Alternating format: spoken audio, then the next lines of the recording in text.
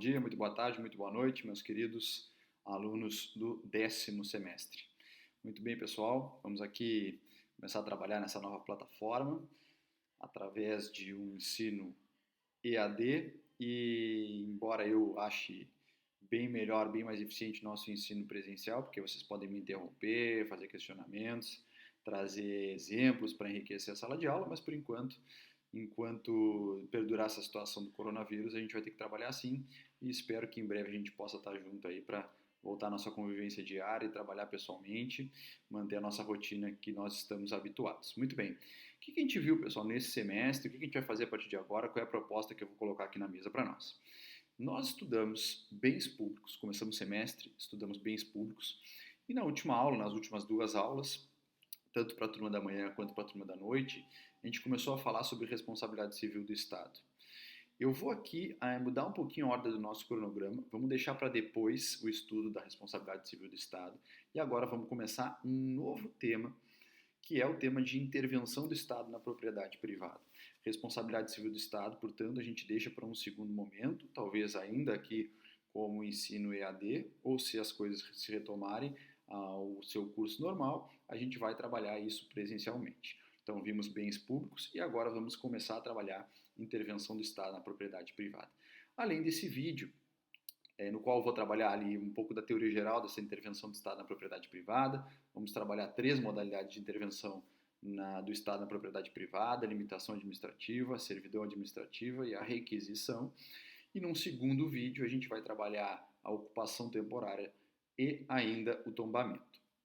Mais ainda num terceiro vídeo, para complementar e fechar esse estudo, a gente vai trabalhar desapropriação. Em paralelo a esses vídeos, eu vou encaminhar para vocês uma sugestão de leitura complementar, que aí quando vocês, depois de vocês assistirem o vídeo e fizerem a leitura, vocês vão ter uma base bem interessante aí para compreender esses instrumentos e institutos jurídicos que a gente está trabalhando. Beleza? Vamos começar aqui devagarzinho e trabalhar, portanto, intervenção do Estado na propriedade privada. Muito bem, pessoal. Como considerações gerais, considerações iniciais desse tema, o que a gente tem que trabalhar? Primeira coisa que a gente tem que trabalhar é por que se estuda em direito administrativo intervenção do Estado na propriedade privada. Propriedade privada não é algo que se estuda lá no direito civil, no direito privado? Mas o Estado pode interferir na propriedade privada. Embora o direito à propriedade seja protegido constitucionalmente, lá no artigo 5º, incisos 22 e 23, em que, grosso modo, a Constituição diz é assegurado o direito à propriedade privada e diz também que a propriedade privada tem que cumprir a sua função social, o direito à propriedade não é um direito absoluto e deve ceder frente a um interesse coletivo em algumas circunstâncias que a gente vai estudar a partir de agora. Muito bem. Algumas imagens vão aparecer na tela de vocês para facilitar a compreensão daquilo que eu estou falando. Vamos começar então o estudo da intervenção do Estado na propriedade privada.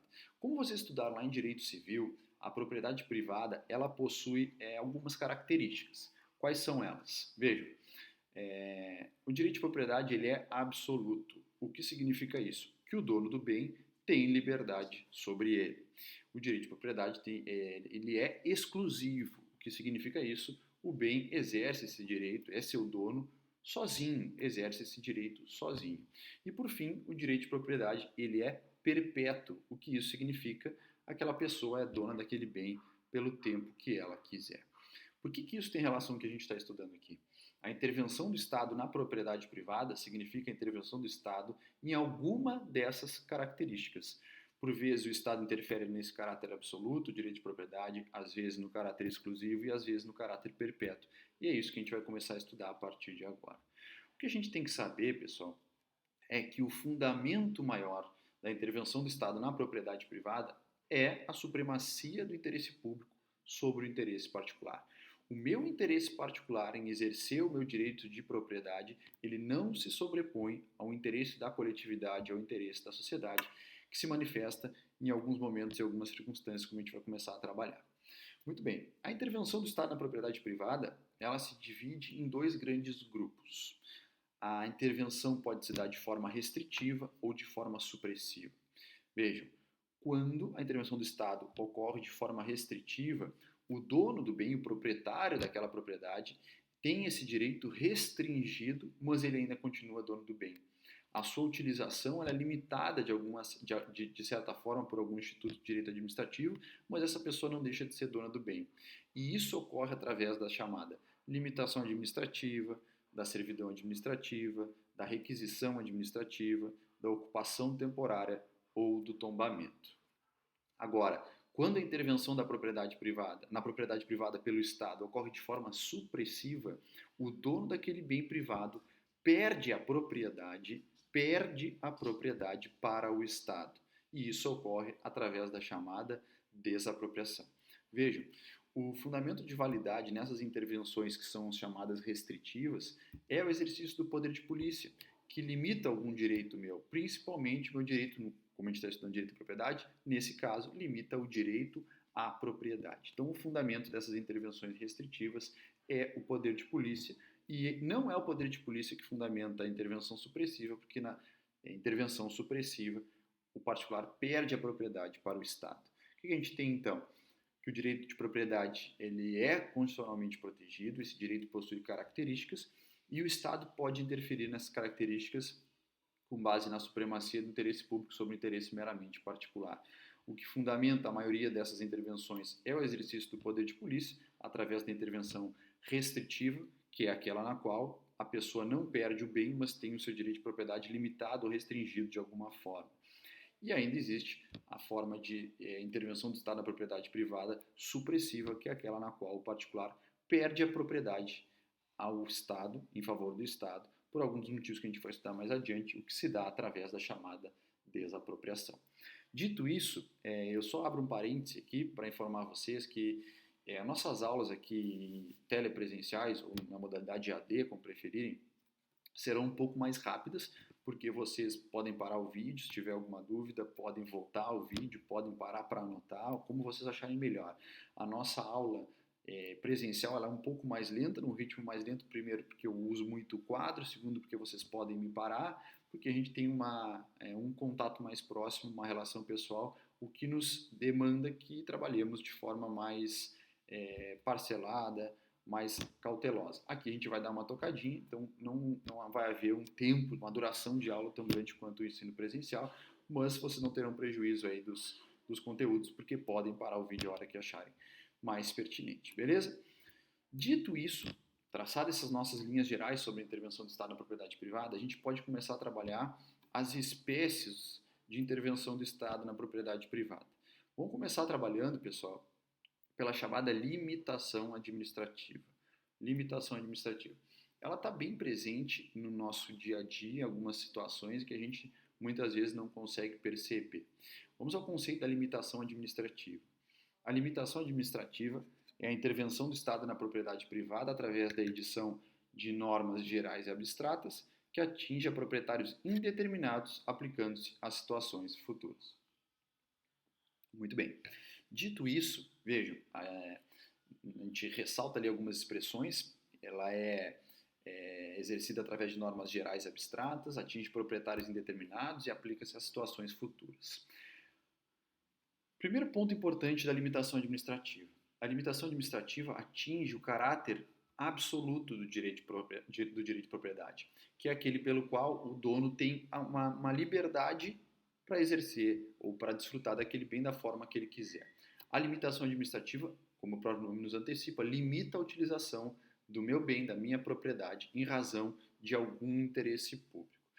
A limitação administrativa pode se manifestar por vários fatores. Então, por exemplo, por segurança da população, por questões ambientais, por questões urbanísticas, por questões sanitárias. Vamos trazer alguns exemplos aí para vocês enxergarem.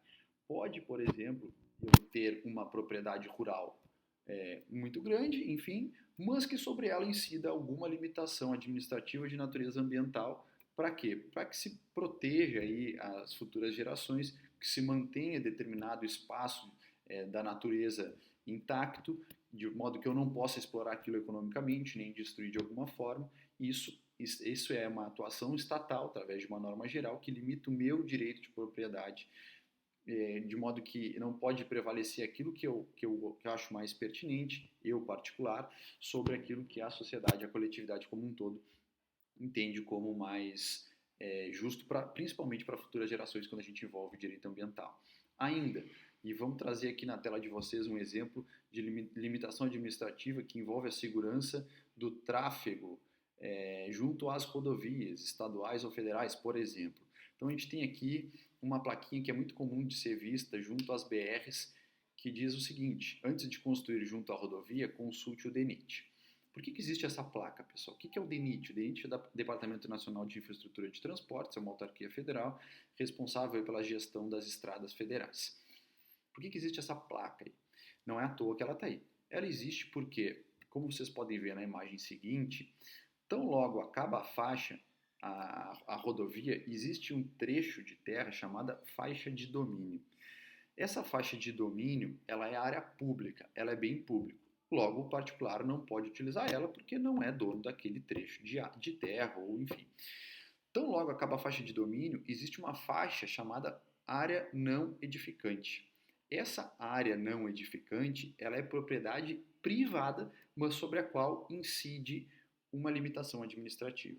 Então vejam, por que o DENIT deve ser consultado antes de as pessoas construírem junto às rodovias federais? Primeiro, para que o DENIT analise se essas pessoas não estão construindo na faixa de domínio, que é um bem público, ou ainda se estão respeitando a chamada área não edificante, que é propriedade privada, mas sobre a qual incide uma limitação administrativa. Ou seja, eu não posso construir, em regra, naquela faixa que se chama área não edificante, mesmo eu sendo o dono daquela área. E o que justifica isso? O que justifica isso é a segurança do tráfego daquela região. Então, as pessoas que estão andando de carro ali, ou até mesmo as pessoas que vão morar nas casas que são ali na beira daquela BR, precisam ter uma segurança em caso de acidente, eventualmente um acidente que ocorra naquele trecho, que os carros não saiam da estrada, não passem por cima de uma casa, de uma construção, de pessoas que estejam ali trabalhando ou morando. Então, em razão da segurança coletiva, existe uma limitação administrativa que incide sobre o meu direito de construir naquela zona ali, porque as pessoas acham mais prudente, e através do poder público, é claro, que não se construa bem pertinho na beira da faixa, sob pena de gerar uma área de perigo ali, aquelas pessoas que convivem naquela região. Se eventualmente houver uma construção da área não edificante, que é uma propriedade privada, mas sobre a qual incide uma limitação administrativa, o poder público pode mandar demolir aquela construção com base na supremacia do interesse público sobre o interesse particular, com base na existência dessa limitação administrativa. Muito bem. Pergunta, pessoal. O fato de o poder público instituir uma limitação administrativa que recai sobre vários bens, sobre vários proprietários, e dentre os quais incide sobre um bem meu, por exemplo, eu tenho lá uma chácara na beira da estrada, mas num trecho daquela chácara é uma área não edificante, então eu não posso usar. O fato de o poder público instituir limitação administrativa enseja um direito à indenização para essas pessoas que são donas desses bens que estão sofrendo essa restrição? O que vocês acham? Em regra, pessoal, não há direito à indenização ao proprietário ou aos proprietários que são atingidos por limitação administrativa. Porque o que a jurisprudência e a doutrina sustenta? Vejam, como a norma que prevê uma limitação administrativa, ela é uma norma que possui caráter geral abstrato, que atinge a diversos proprietários indeterminados, ela não gera o dever de indenizar. O que se entende aqui? Que essas pessoas, que são muitas pessoas, as quais eu não consigo nem mensurar, devem suportar o prejuízo para fins de cumprimento de um interesse público geral. Excepcionalmente, pessoal, alguns particulares podem ser indenizados ou pode gerar a eles um direito à indenização, caso essa limitação administrativa gere um prejuízo diferenciado a eles ou ainda limite de forma tão pesada a utilização do bem que acabe esvaziando o conteúdo econômico desse bem. Então, por exemplo, se eu tenho lá vamos voltar àquele exemplo que a gente já trabalhou aqui na aula, se eu tenho uma propriedade rural e sobre ela o poder público cria uma lei e traz uma limitação administrativa ambiental. Só que essa limitação administrativa ela é tão grande, tão gigantesca e tão pesada que ela acaba inutilizando o uso de toda a minha propriedade, ou quase toda. O que restou é pouquíssimo, eu não consigo mais trabalhar na minha propriedade. De fato, o poder público não apenas limitou a minha propriedade, mas acabou, sim, retirando ela de mim. porque eu tenho uma propriedade que eu só posso olhar, eu não posso produzir nela, eu não posso fazer nenhuma construção, eu não posso fazer nada. Então, o que aconteceu? O poder público, embora tenha pretendido impor uma intervenção restritiva, de fato suprimiu a minha propriedade. E isso gera, aí sim, o meu direito de gerar a chamada desapropriação indireta, que a gente vai ver mais adiante, o que gera como consequência o direito de indenizar. Então, em regra, a limitação administrativa não enseja o direito de indenização, salvo se gerar um prejuízo diferenciado, um esvaziamento econômico aí em grande parte da propriedade. Beleza? Podemos avançar um pouquinho. Vamos trabalhar agora a servidão administrativa. Servidão administrativa. O que a gente tem para falar da servidão administrativa? Olha um conceito aí. A servidão administrativa é um direito real sobre coisa alheia, bem imóvel, razão pela qual deve ser registrada no cartório de registro de imóveis. Trata-se, na verdade, pessoal, de uma obrigação de suportar o uso pelo Estado. A servidão administrativa é aquela na qual um bem, uma propriedade imóvel suporta o uso em favor do Estado em razão de um interesse público. A servidão administrativa atinge o caráter exclusivo do direito de propriedade. Qual é o caráter exclusivo? Aquele em que permite que eu, dono, utilize sozinho o meu bem. Se sobre o meu bem incidir uma servidão administrativa, eu não estarei utilizando sozinho aquele bem. O poder público, de alguma forma, vai estar utilizando em conjunto comigo aquele bem. Então, vamos lá. Servidão administrativa é um direito real que incide sobre coisa alheia, principalmente bem imóvel, razão pela qual deve ser registrado lá no cartório de registro de imóveis, e esse imóvel vai suportar um uso pelo Estado, atingindo o caráter exclusivo do direito de propriedade. Exemplos, pessoal. Servidão administrativa de passagem de fiação elétrica. Vai aí na tela de vocês um exemplo de passagem de fiação elétrica. Vejam, ali a gente tem uma propriedade rural privada, sobre a qual incide uma servidão administrativa de passagem de fiação elétrica. É interesse público, evidente, que o serviço de energia elétrica seja alcançado a maior parte ou a quase toda a sociedade, razão pela qual essa fiação tem que passar em algum lugar e não existem só bens públicos, o que demanda a instituição de uma servidão administrativa para que esse bem particular suporte um uso pelo Estado em favor de toda a coletividade. Ainda, a gente pode falar, trazer como exemplo de servidão administrativa, um exemplo de passagem de encanamentos subterrâneos também sob bens imóveis particulares, ainda alguns que referem aquelas placas com nome de ruas que antigamente se usava muito, colocada na parede das casas da esquina, aquilo também é um exemplo de servidão administrativa. Entendido esse conceito inicial e quando se utiliza uma servidão administrativa, e é possível perceber o interesse público nisso, a gente tem que entender como se institui uma servidão administrativa. E aqui tem uma divergência bem rica na doutrina. Parte da doutrina entende que a servidão administrativa pode ser instituída por lei. Outra parte diz que por lei não pode ser instituída a servidão administrativa, porque a lei é uma norma genérica abstrata, e se fosse assim instituída uma servidão de forma genérica abstrata, não se trataria de servidão, mas sim de limitação administrativa, como a gente acabou de ver. Por quê? A limitação administrativa ela é imposta por uma norma genérica abstrata que atinge a vários proprietários de bens que se encontram em determinada região, não sei qual. Agora, a servidão administrativa ela atinge proprietários determinados e individualizados, ou seja, a servidão de passagem de fiação elétrica vai passar na propriedade do A, do B, do C, só aquelas propriedades que estão ali dispostas naquele projeto de passagem de cabeamento. Então é muito mais fácil, é possível identificar. Então por isso que há essa divergência, uns entendem que a servidão pode ser instituída por lei, outros entendem que não. O que a maioria da doutrina entende? Que a servidão pode ser instituída da mesma forma que o processo de desapropriação que a gente vai ver daqui a umas aulas.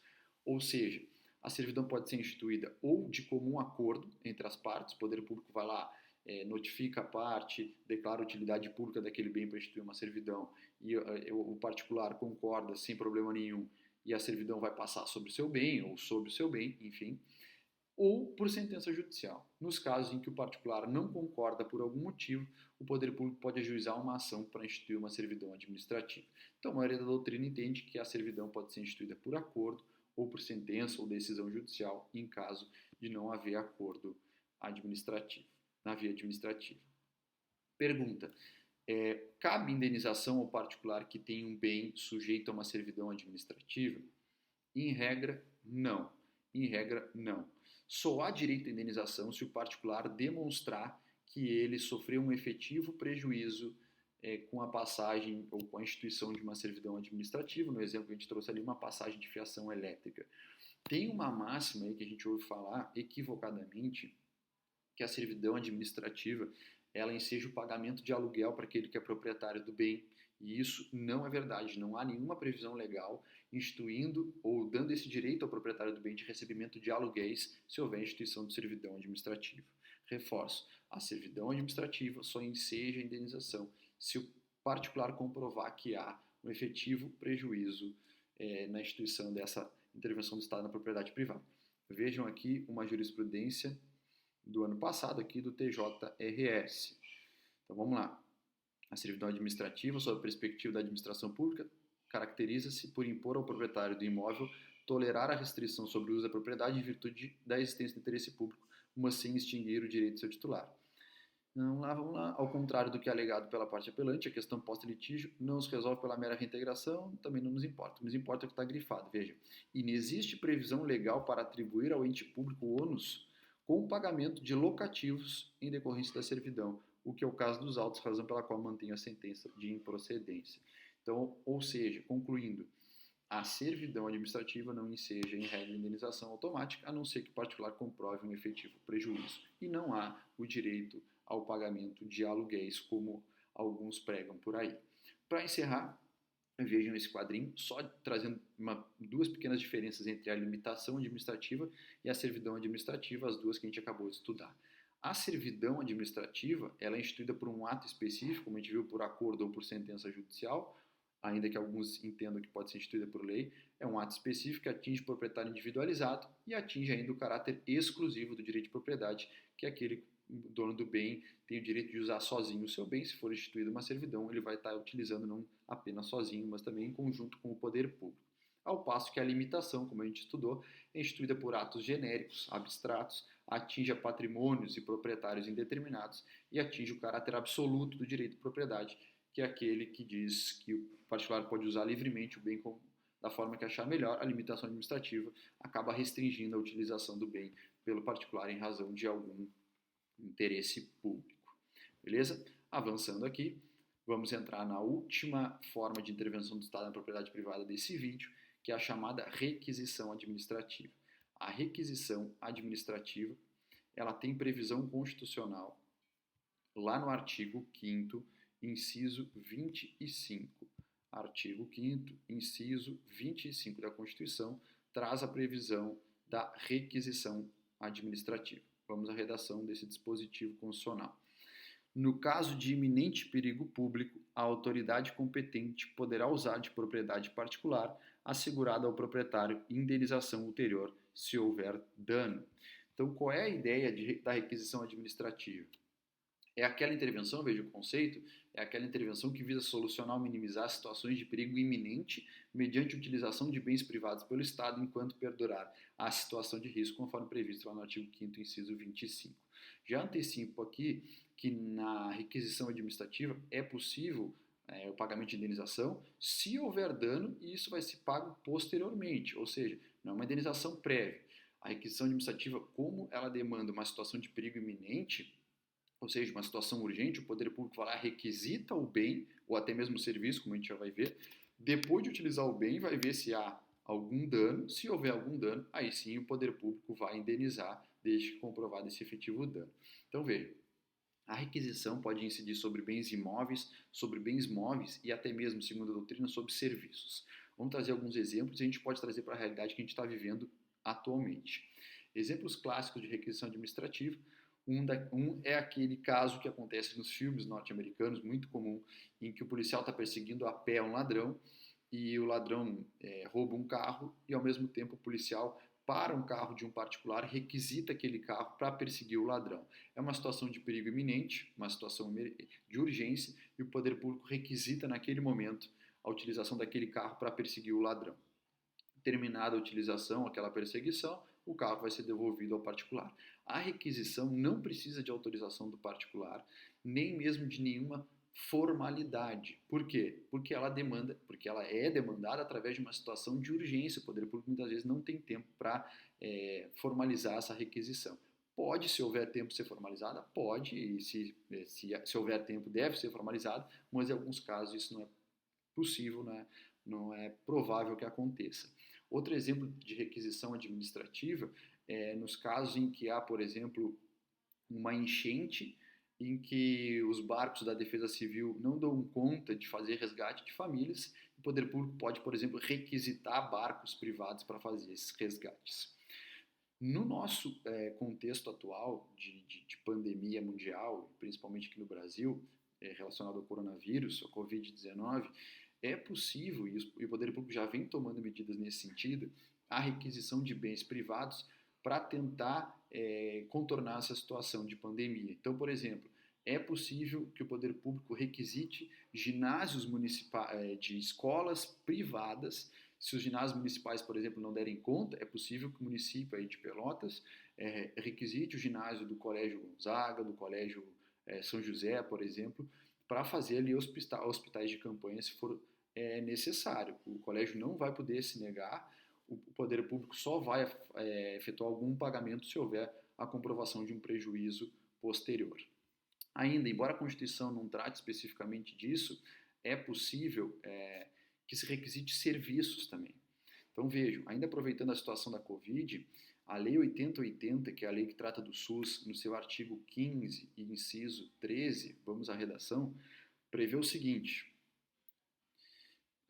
o caput diz que a União, Estado, Distrito Federal e municípios exercerão em seu âmbito administrativo as seguintes atribuições: para atendimento de necessidades coletivas, urgentes e transitórias decorrentes de situação de perigo iminente, de calamidade pública ou de irrupção de epidemias, a autoridade competente da esfera administrativa correspondente poderá requisitar bens e serviços, tanto de pessoas naturais como de jurídicas, sendo-lhes assegurada justa indenização. Ou seja, pessoal, agora no caso de pandemia, de epidemia do coronavírus, o poder público vai utilizar muito esse instrumento de intervenção do Estado na propriedade, qual seja, a requisição administrativa. O poder público vai requisitar espaços privados para colocação de hospitais de campanha, vai requisitar bens móveis como equipamentos médicos de clínicas particulares, de hospitais particulares, e pode, inclusive, requisitar serviços de particulares, como, por exemplo, serviços dos profissionais da saúde que não são concursados, mas podem vir a ter seus serviços requisitados pelo Estado para fazer frente a essa situação. Dito isso, cerramos essa nossa primeira aula, rapidinho, mas conceitos gerais vocês já têm, façam a leitura complementar, não terão problemas para compreender. Estudamos então conceitos gerais de intervenção do Estado na propriedade privada, estudamos limitação administrativa, servidão administrativa e requisição administrativa. No próximo vídeo, ocupação temporária de bens e tombamento. Fiquem bem, fiquem em casa e até a próxima.